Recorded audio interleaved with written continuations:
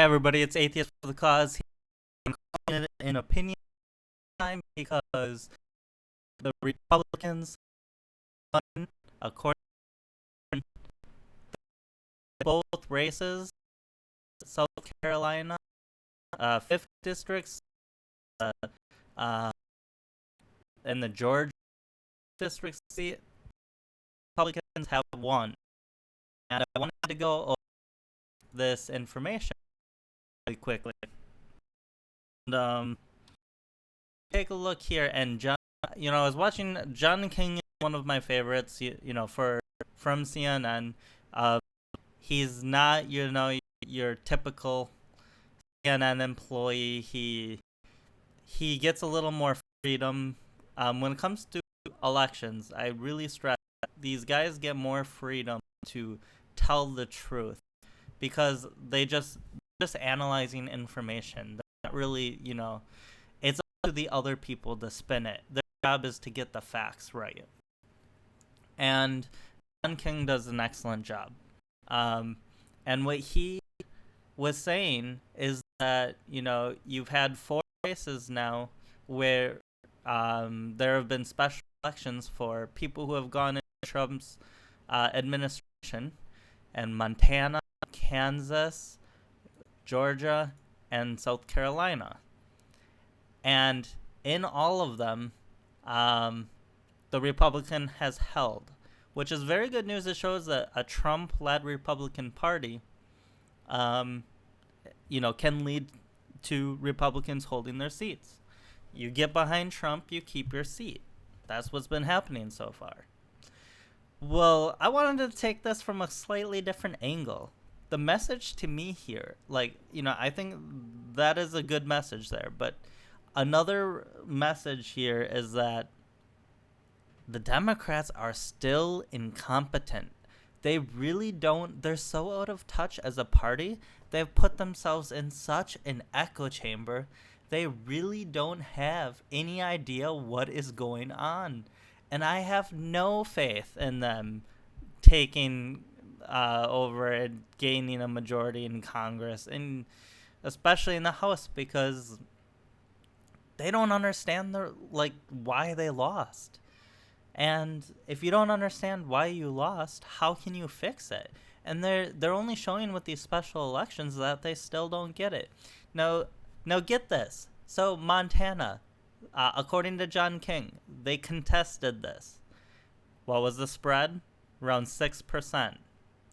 Kansas contested it. What was the spread? Around 7%. Georgia, this is the Georgia seat, contested it. What was the spread? Well, right now it's 5%. And this, they put more, if I remember correctly, they outspent the Democrat outspent the Republican by 4 times the amount. They put more money into this seat than ever before. It was $250 per vote is what was being spent. I heard that on CNN, and that's quite interesting. Now, so right now it's 5. The reported margin 5 is 5%, and she's been outpacing. It says that they're estimating she's going to win by 2.8%, but that's been growing and growing. And as you can see, the light shade here, this is because there's a margin, so the light shade is well beyond the Democratic line for victory. So, and this race has actually been called, but Handel isn't. She's going called by CNN at the time of me talking about this, but not by Fox News. And I'll get to why that is. But as you can see, the New York Times estimate is 2.8%.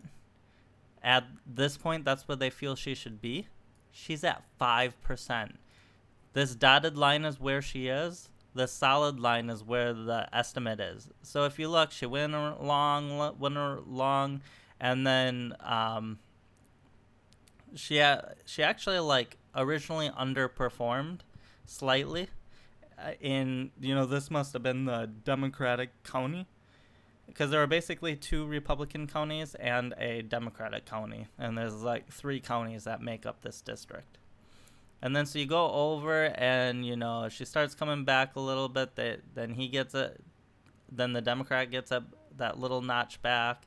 Not much is going on, and then the next county starts coming in, and she drops. But she's still above. At this point, they're thinking this might be a race because she's still above the New York Times estimates. But then more comes in, and she drops.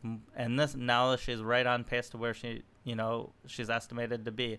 More comes in, and she drops to about where she should be. But then the New York Times thought she was gonna, that Ossoff was gonna start getting some back a little bit. Never did. In fact, she holds tight and drops here unexpectedly. And then he gets a little back, but then she gets most of that back, and she holds steady at 5%. And this number might even grow.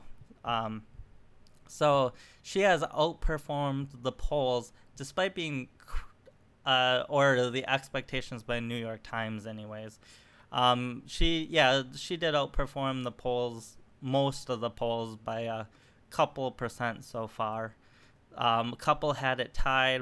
One had it by like 1%. There's one by 2%. I think one had it by a little more.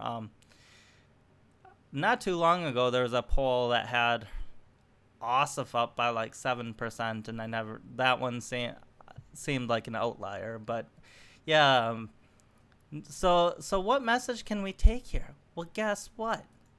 South Carolina, it's 48% to 51%, basically 3% difference. This is the one they didn't challenge of all the 4 districts. This is of the 4 races, the closest race is the one they didn't challenge. Talk about complete incompetence. And this one is 100% in.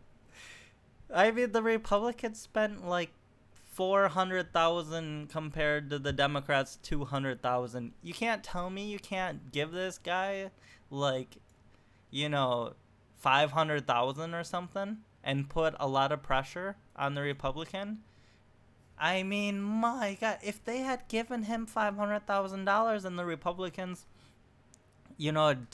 didn't give an equal amount, and he's a Goldman Sachs attorney, he likely knows how to spend money efficiently, and instead you give the buddy an extremely conservative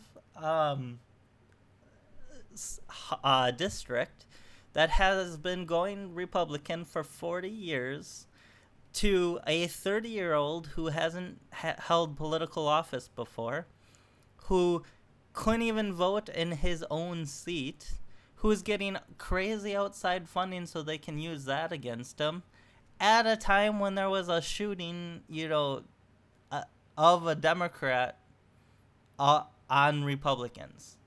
And, like, all of this swarmed against him. And, he actually did pretty well to come within 5%, I guess. But you pour that kind of money in, you expect to win.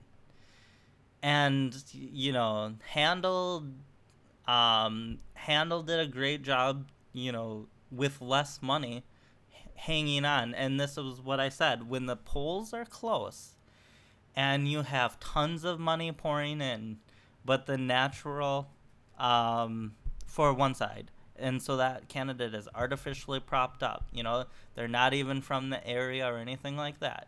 And then you have someone from the area who's the natural candidate, they normally go Republican, she's a Republican. I mean, you always lean towards the natural candidate, and you see she's the one that overperformed. Because the people who are being artificially propped up, they'll say, yeah, they're going to vote for Ossoff on a poll, but when it really comes to, like, the election, they're not as excited to go out and vote. And in general, too, another thing to consider is the Republicans, they believe in strong states. So inherently, ideologically, Republicans have an advantage. Because, they're more connected to even though these representatives go to the federal government and have say in the federal government, it's still a smaller race, and it's more like a state race. It's a little district, so it's more local politics, even though they go to the federal government. And that's why you see Democrats come out for the president like crazy, but Republicans come out for the races that aren't, the presidential races, even when the president isn't running. And that's the difference here. And I think, just the incompetence of the Democrats to, I never would have, if I was the Democrats, I never would have challenged this. But I understand they want to pick up some heavy Republican seats to try to win Congress and stuff. This one just didn't make sense. I mean, you don't even have, honestly, you don't have a real good candidate to run. If you're going to try to take a seat like this, at least have someone who's got something to rely on, like experience. Or if you don't want the experience, you want the new face, at least have them have some sort of office, and then have them be from the area. And this is a white man in, I hate to say it like that, but at a time when people are, the group you belong to matters to a lot of people. I mean, so you're gonna try to get all these black people in Georgia to come out for a white man. I mean, that's not gonna help them, because even in these areas that are, nice white areas and stuff, there's still considerable amounts of minority people.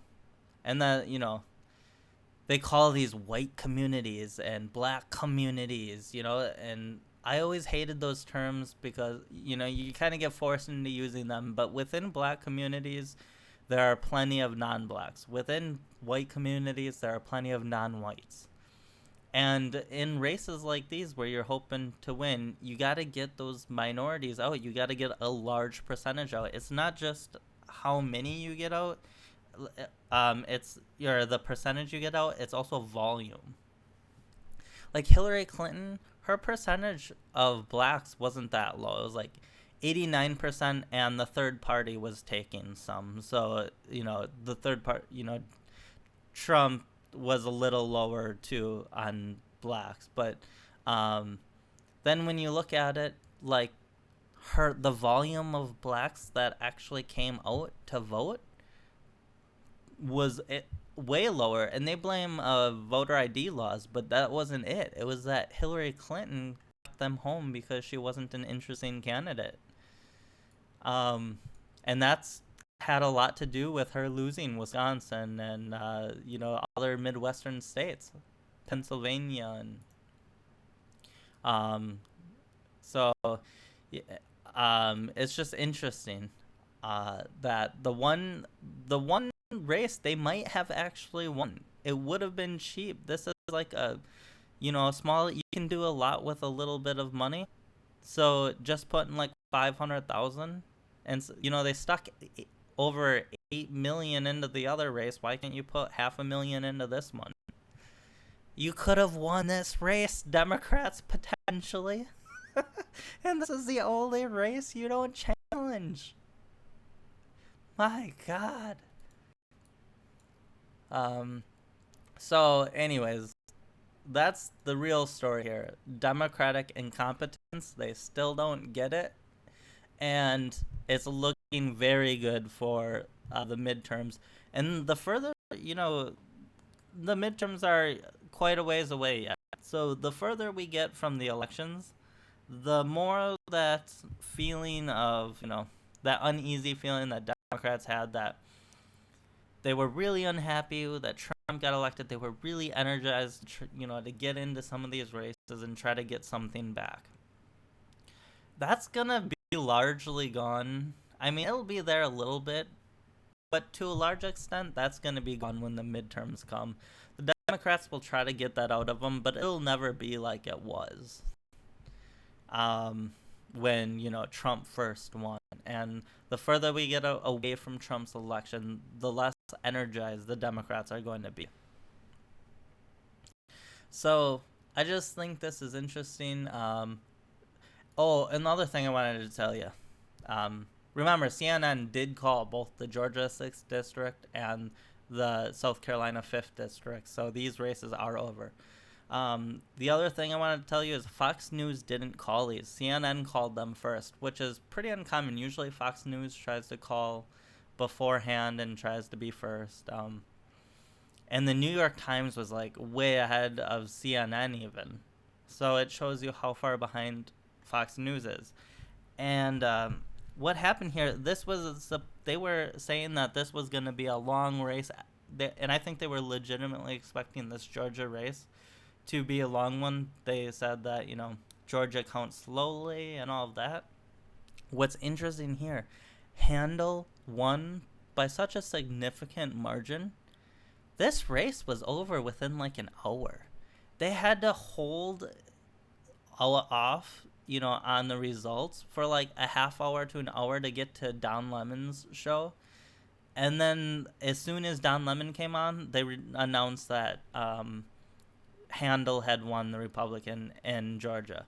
And when they do that, they've been holding it because it's not just a coincidence. Like, they're trying to get people from one show to the next show. Because the longer they can make this seem like, it's a race, the more people are going to watch. And if you say at the end of one of your shows, both races are over, everybody's going to tune out. So you get them over and Don Lemon comes on and he's like, and, the winner is, and everybody is watching, and then, maybe then you start talking to some analysts and you get them into your next show, and then people get lost in the show. They never turn it off. That's what that's about. Fox News, I'm sure, is the reason they're not calling the race is they don't want to lose the viewership. Also, there is an issue with apparently in the Georgia race, they didn't count the early voting yet. It sounds like they're keeping. Sometimes they count the early voting right away, and I thought that's what they were gonna do here. But sometimes they keep the early voting to last, and I got the impression that by what they were saying on CNN that the early voting was actually being kept till last. So, but as you can see, the margin is 5.2%, but the estimated margin is growing. Like, this was just like 2.8% or something. Now it's 3.3%. So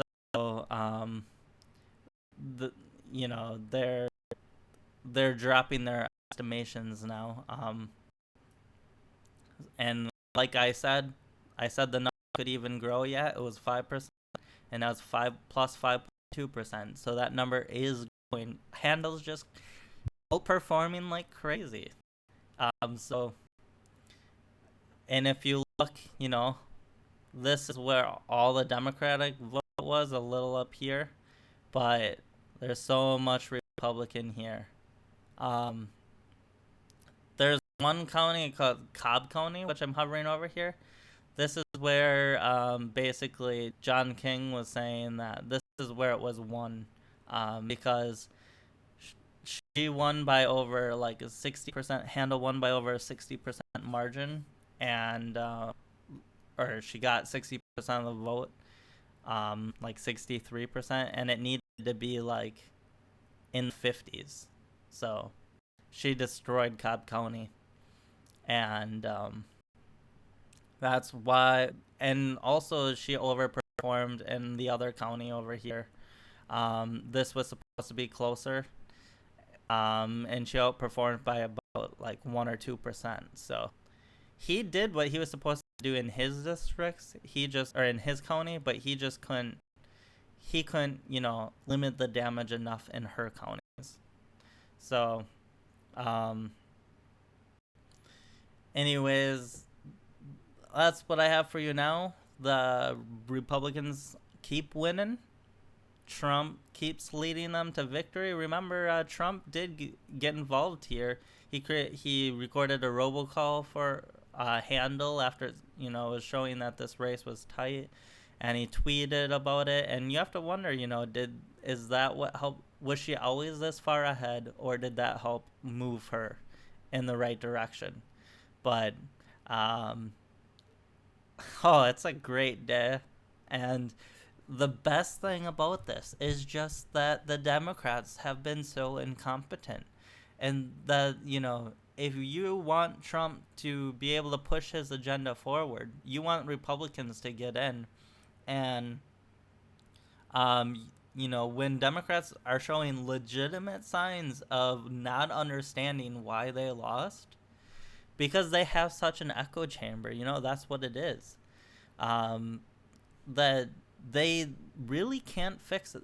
Honestly, they're not being dishonest when they think they can challenge these. They really just don't understand what's going on. And there was some interesting. CNN had a quote. It was live, so I don't have. It's moving even further. But it was as it was CNN live, so I don't have the video or anything. But they gave a quote of like some Republican operative that he talks about, or that he does these, he's involved in the elections, and he said that the Democrats have spent all that money on this election, and yet the Republicans were going to prove that they were going to win anyways. They should have spent. He said, I think they said like 40 million that they spent, because I think the 8 million he had raised was by April, so they had like spent like 40 million total. He said they should take that 40 million and put it towards their broken DNC. And I was like, holy crap, drop the mic, especially because it was so true. Like, they got hacked, and there's all kinds of fighting within the Democratic Party, and like, just the Democratic Party is completely broken right now. And then they're spending money all this money trying to steal, really something a district they never really had a chance at. And now we can see that they really didn't have a chance. I mean, if this was a 1 or 2 point loss, I'm like, okay, I'll give it to him. But when you're talking a race this small, that's like 5%, it's large enough that it would take significant funding to make that 5% up. But it's small enough where, the poll should have been able to show them, well enough that this was out of hand. But anyways, I will talk to you guys later. Great day for the Republicans. Great day, more importantly, for Trump.